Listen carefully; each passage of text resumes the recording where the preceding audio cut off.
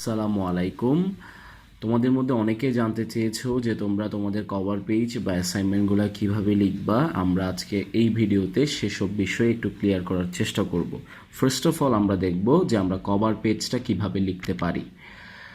তোমাদের যে ওয়েবসাইটের মধ্যে তোমাদের অ্যাসাইনমেন্টগুলো দিয়ে দেওয়া আছে, ঠিক সেই ওয়েবসাইটেই পিডিএফ আকারে কিন্তু তোমাদের কভার পেজেরও একটা নমুনা কপি দেওয়া আছে। বাট বি কেয়ারফুল, এটা কিন্তু নমুনা কপি, তোমরা কিন্তু এটা সংগ্রহ করবা না। তোমাদের কপিতে কিন্তু এখানে নমুনা কপি লেখাটা থাকবে না। তোমরা যেটা জমা দিবে ওখানে কিন্তু এই লেখাটা থাকবে না। তোমাদের তাহলে তোমরা কোথা থেকে পাবা? তোমরা পাবা হচ্ছে তোমাদের নিজ নিজ কলেজ থেকে বা স্কুল থেকে। ঠিক আছে, তোমাদের কলেজের যে স্যাররা আছে ওনাদের সাথে যোগাযোগ করবা বা কলেজের ওয়েবসাইটে আশা করি দিয়ে দেবে, সেখান থেকে তোমরা ডাউনলোড করে প্রিন্ট আউট করে নিবা। এখন আসো কি কি ফিল আপ করতে হবে। ফার্স্টে যেটা ফিল আপ করতে হবে সেটা হচ্ছে শিক্ষা বোর্ডের নাম। তুমি যদি ঢাকা বোর্ডের হও তাহলে তুমি এই খালি স্থানে লিখবা কি ঢাকা। তুমি যদি চট্টগ্রাম বোর্ডের হও তাহলে এই খালি স্থানে লিখবা চট্টগ্রাম। ওকে, এবার পরীক্ষার্থীর রেজিস্ট্রেশন নম্বর ইংরেজিতে। কোন রেজিস্ট্রেশন নাম্বার? এটা তোমার জেএসসিতে তোমাদের যে রেজিস্ট্রেশন নাম্বারটা তোমার কাছে আছে সেই রেজিস্ট্রেশন নাম্বারটা দিয়ে এই জায়গাটা কি করবা তোমরা ফিল আপ করবা। ঠিক আছে, এখানে যতগুলো ঘর আছে ঠিক ততটাই আসলে তোমার কি রেজিস্ট্রেশন নাম্বার। সো রেজিস্ট্রেশন নাম্বারটা জেএসসি রেজিস্ট্রেশন কার্ড থেকে দেখে এখানে ফিল আপ করবা। এরপর পরীক্ষার্থীর নাম, অবশ্যই তোমার নাম লেখা লাগবে এবং সেটা কিসে হতে হবে? ক্যাপিটাল হতে হবে। যদি আমি একটা উদাহরণ হিসেবে নেই সালাম, তাহলে সালাম প্রত্যেকটা ওয়ার্ডই অবশ্যই অবশ্যই ক্যাপিটালে হতে হবে। ঠিক সেইমভাবে পিতার নাম, এটাও ক্যাপিটালে লেখা লাগবে। মাতার নাম, এটাও ক্যাপিটালে লেখা রাখবে। একইভাবে এই ঘরগুলো তোমরা ক্যাপিটালে পূরণ করবা, কোনোভাবে স্মল লেটারে লিখবা না। এরপর আসো বিষয় কোড ও বিষয়ের নাম। বিষয় কোড বা বিষয়ের নামগুলো কীরকম? বিষয় কোড হচ্ছে কি, তোমরা যখনই তোমাদের অ্যাসাইনমেন্টটা করবা, যেই পিডিএফ থেকে দেখে দেখে তোমরা লিখবা, সেই পিডিএফের মধ্যে কিন্তু প্রশ্নের শুরুতেই তোমাদের বিষয় কোডগুলো দেয়া থাকে। যেমন পদার্থবিজ্ঞান প্রথম পত্রের বিষয় কোড হচ্ছে কত? 174। ঠিক আছে, সো তোমরা সেই বিষয় কোডটা লিখবা 174 এবং বিষয়ের নামের মধ্যে কি লিখবা? পদার্থবিজ্ঞান প্রথম পত্র।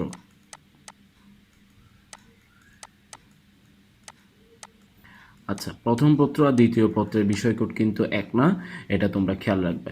এখানে বিষয় কোড লেখার জন্য বাংলা বা ইংলিশ কিছুই বলে দেয় নাই, সো তোমরা বাংলায়ও লিখতে পারবা চাইলে এটা। ওকে, নেক্সট যেটা সেটা হচ্ছে অ্যাসাইনমেন্টের ক্রমিক নম্বর। তোমাদের এখনও মাত্র একটা অ্যাসাইনমেন্টই আসছে, অর্থাৎ ফার্স্ট উইকের যেটা। সো অ্যাসাইনমেন্টের ক্রমিক নম্বর এটাও কিন্তু আসলে তোমরা কোথা থেকে দেখে দেখে লিখবা। এটাও কিন্তু তোমরা আসলে ওই যে প্রশ্ন তোমাকে দেয়া আছে সেই প্রশ্নের শুরুতেই কিন্তু ক্রমিক নম্বর, শিরোনাম, এগুলো সবগুলা কি করা আছে? উল্লেখ করা আছে। ওখান থেকে দেখে এটা ফিল আপ করবা এবং এখানে বলে দিছে কিন্তু এটা কিসে ফিল আপ করতে হবে? ইংরেজিতে। তোমরা যেহেতু সবগুলাই ইংরেজিতে বলতেছে, তোমরা চাইলে এখানে সবগুলাই ইংরেজিতে ফিল আপ করতে পারো। এরপর অ্যাসাইনমেন্টের শিরোনাম, এটা অ্যাসাইনমেন্টের শুরুতেই লেখা থাকে। যেমন যেটা বললাম পদার্থবিজ্ঞান প্রথম পত্রে তোমাদের প্রথম যেটা শিরোনাম ছিল সেটা হচ্ছে কি ভেক্টর। সো শিরোনামের জায়গায় তোমরা কি লিখবা? ভেক্টর লিখবা। ওকে, এরপরে যে অংশটা দেখো, নিচের অংশ মূল্যায়নকারী শিক্ষক পূরণ করবে। এরপরের অংশগুলোতে তোমরা কোনোভাবে হাত দিবা না। এরপরেরটাতে দেখো সংশ্লিষ্ট শিক্ষা প্রতিষ্ঠান পূরণ করবে। এই অংশগুলোতে তোমরা কোনোভাবে হাত দিবা না। তোমাদের কাজ হচ্ছে শুধুমাত্র এই ডাটাগুলা লেখা। অর্থাৎ তোমাদের 30টা অ্যাসাইনমেন্টের জন্য 30টা এরকম কভার পেজ লাগবে এবং প্রত্যেকটার জন্যেই কিন্তু একটা একটা আলাদা আলাদা কভার পেজ লাগবে। সেগুলো প্রিন্ট আউট করে নিবা। কভার পেজের আশা করি কোনো প্রকার সমস্যা আর হবে না। এইভাবেই তোমরা ফিল আপ করে ফেললে কোনো প্রকার প্রবলেম হবে না। এবং সংগ্রহ করবা হচ্ছে কলেজ থেকে, কলেজের ওয়েবসাইট থেকে বা কলেজের স্যারদের সাথে কনসাল্ট করে। ওকে, নেক্সট যদি আমরা যাই তাহলে এখন আমরা দেখবো হচ্ছে হাউ টু রাইট অ্যাসাইনমেন্ট। আমরা অ্যাসাইনমেন্টগুলো কীভাবে লিখতে পারি। অ্যাসাইনমেন্ট লেখার ব্যাপারে অনেকের মধ্যে দেখলাম অনেক কনফিউশন। অ্যাসাইনমেন্টগুলো কীভাবে লিখতে পারি? ফার্স্ট অফ অল যেটা কথা সেটা হচ্ছে অবশ্যই A4 সাইজের অফসেট পেজে লিখবা। প্রশ্ন হচ্ছে তাহলে A4 সাইজের অফসেট দেখতে কেমন? A4 সাইজের অফসেট দেখতে হচ্ছে এমন, এরকম একটা পেজ। আশা করি তোমরা সকলেই চিনো A4 সাইজের অফসেট।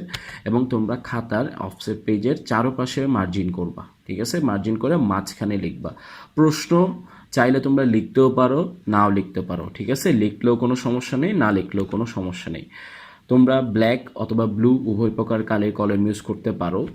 এরপর চেষ্টা করবা কোনোভাবে যাতে ওভার রাইটিংটা না হয়। ওভার রাইটিং হলে খাতার সৌন্দর্য নষ্ট হয়ে যায়, লেখার সৌন্দর্য নষ্ট হয়ে যায়, স্যারদের চোখে পড়তে পারে। কারণ অ্যাসাইনমেন্টটা তুমি যত সুন্দরভাবে যত ফ্রেশভাবে করবা তোমার নাম্বার পাওয়ার পসিবিলিটিও কিন্তু তত কি হয়ে যাবে, বেড়ে যাবে। এরপর হচ্ছে হ্যান্ডরাইটিংটা অবশ্যই ক্লিয়ার রাখবা এবং বানান যাতে কোনোভাবে ভুল না হয় এটা একটু খেয়াল রাখবা। তোমাদের যদি নভেম্বর বা ডিসেম্বরে পরীক্ষা হতে না পারে সেক্ষেত্রে কিন্তু তোমাদের জন্য এই অ্যাসাইনমেন্টগুলাই হবে তোমাদের মানদণ্ড, অর্থাৎ এগুলোর উপর তোমাদেরকে মার্কিং করা হবে। সো এইভাবে গুরুত্ব দিয়ে তোমরা অ্যাসাইনমেন্টগুলো করবা। আশা করি অ্যাসাইনমেন্ট এবং কভার পেজের যে ধরনের তোমাদের প্রশ্নগুলো ছিল সেগুলো ক্লিয়ার হয়েছে। খোদা হাফেজ।